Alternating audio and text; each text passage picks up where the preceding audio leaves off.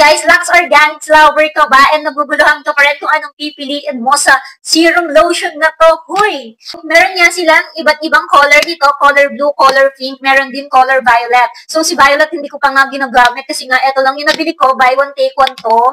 So Watsons ko pa nga ito nabili kasi nga naubusan na ako ng stocks. Kasi nga na out of stock to. Kaya nga sa Watsons ako napabili. Huy! Eto yung naubos ko and eto malapit nang maubos. So, kung tatanungin niyo ako, kung ano ba meron sa lotion na to, di no more lagkit to, and sobrang babango. So, kapag in-apply mo siya sa skin, very blendable siya, no white cast, and kapag natuyo, no lagkit.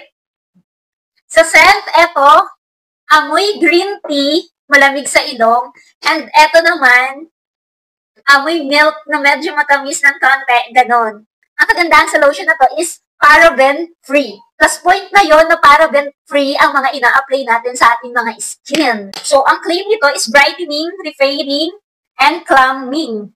So, amoy ano kasi ito amoy milk. And eto naman is lightening, brightening, and soothing. Kung papipiliin ako sa dalawang to, eto yung pipiliin ko.